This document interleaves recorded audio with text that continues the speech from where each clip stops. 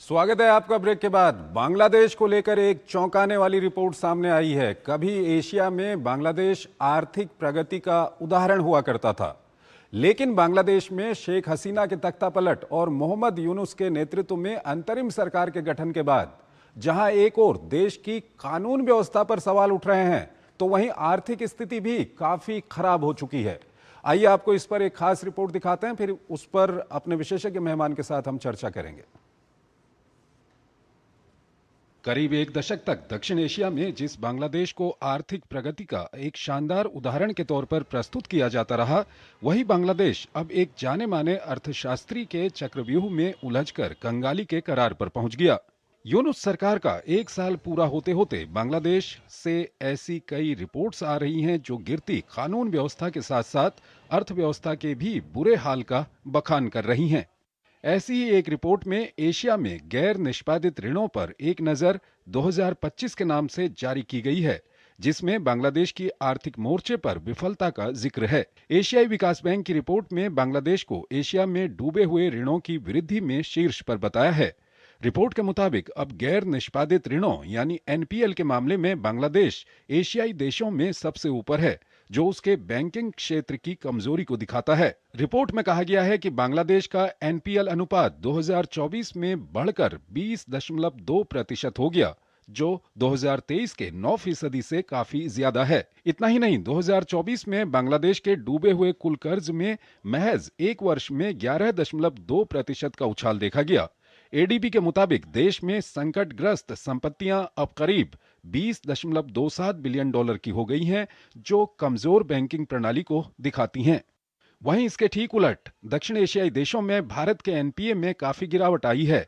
इतना ही नहीं, रिपोर्ट में नेपाल, श्रीलंका और पाकिस्तान का भी जिक्र किया गया है, जिसकी स्थिति बांग्लादेश से बेहतर है। पिछले दिनों विश्व बैंक के ग्लोबल फिंडेक्स 2025 और राष्ट्रीय राजस्व बोर्ड ने भी अपनी रिपोर्ट में बांग्लादेश का वित्तीय समावेशन और राजस्व संग्रह के चरमराने का जिक्र किया था, जो देश की समग्र आर्थिक स्थिरता और सतत विकास के लिए एक बड़ी चुनौती साबित हो रही है।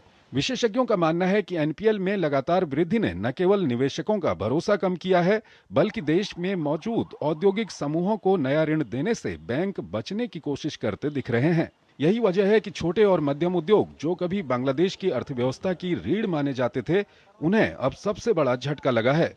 हालांकि केंद्रीय बैंक सहित बांग्लादेश के कई बैंकों ने ऋण नियमों के सख्त अनुपालन का आग्रह किया है और वसूली प्रयासों को मजबूत करने के उद्देश्य से नए उपायों की घोषणा की है। लेकिन जानकारों का मानना है कि राजनीतिक इच्छा शक्ति और संरचनात्मक सुधारों के बिना सकारात्मक परिणाम मिलना मुश्किल होगा। इसलिए आर्थिक विशेषज्ञों ने चेतावनी देते हुए कहा है कि जब तक बांग्लादेश में ऋण संकट का समाधान नहीं दिखता या सरकार एनपीए से निपटने के लिए निर्णायक कदम नहीं उठाती, तब तक देश की दीर्घकालिक आर्थिक संभावनाओं पर दबाव बरकरार रह सकता है। पिनाक रंजन चक्रवर्ती हमारे साथ जुड़े हुए हैं, फॉर्मर सीनियर डिप्लोमेट हैं, विदेशी मामलों के जानकार हैं, उनसे हम जानेंगे। पिनाक रंजन जी, आपका बांग्लादेश का काफ़ी अच्छा अनुभव रहा है। बांग्लादेश पहले ऐसा नहीं था आर्थिक रूप से, लेकिन अब जैसा हो गया है, क्या कुछ कहेंगे आप? देखिए, इसमें कोई संदेह नहीं है कि जो बैंकिंग इंडस्ट्री बांग्लादेश में इतने सालों से जिसको मतलब क्या कहते हैं, जो जो बड़े बड़े पूंजीपति हैं या जो जिनके साथ पॉलिटिशियंस भी मिले हुए हैं, ब्यूरोक्रेट्स भी मिले हुए हैं, वो बड़े बड़े लोन लेके सब उन्होंने पूंजी जो है बाहर भेज दिया है।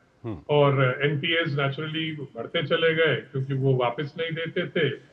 उन्होंने सोचा पॉलिटिकल कनेक्शन वगैरह इस्तेमाल करके वो ये पूंजी वापस नहीं देंगे, तो बैंक्स में तो ये हालत हो गया था कि अब नए जो जब सत्ता पलटने के बाद अब इन्होंने जब देखा तो उन्होंने और भी मतलब कड़े नियम लगा रखे हैं, तो कुछ बैंक्स मर्ज भी कर दिए गए।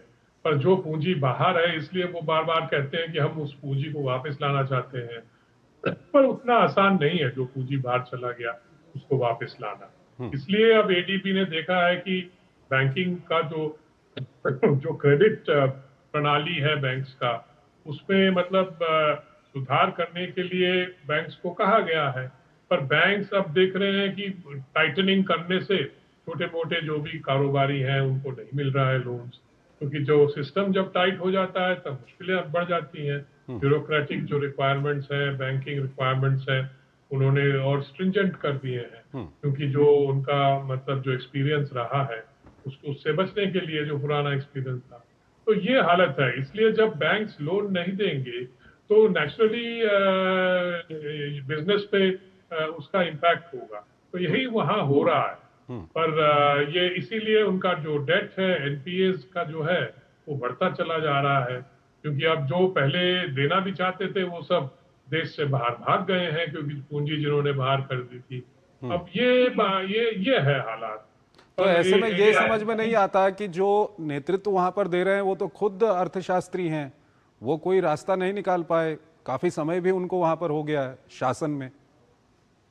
देखिए, जो अर्थशास्त्री वो जरूर हैं, पर इसका मतलब ये नहीं है कि उनके उनके हाथ में, जैसे हम कहते हैं, मैजिक वॉन्ड है कि जिससे वो सब कुछ ठीक कर देंगे। मतलब अर्थशास्त्री हैं इसलिए वो समझते भी होंगे कि ये क्या हो रहा है, क्यों हो रहा है, पर ये भी जानते हैं कि वो जो जो बैंकिंग लोन्स है, जो सिस्टम है, उसको टाइटन नहीं करेंगे तो ये चलता रहेगा।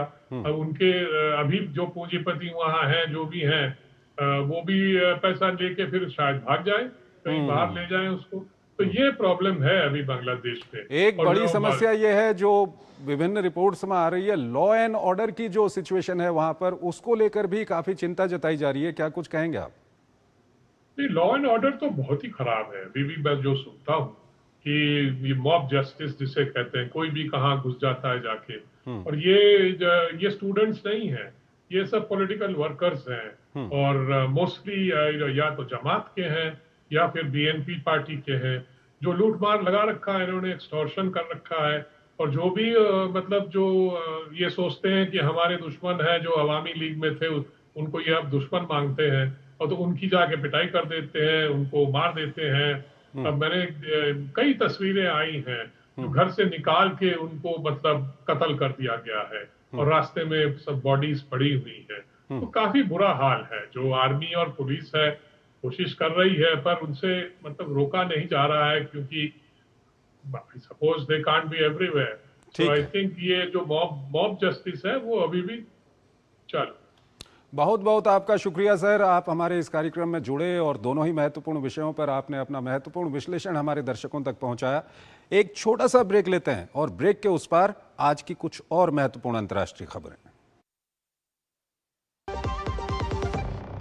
दादी के हाथों का जादू और खुश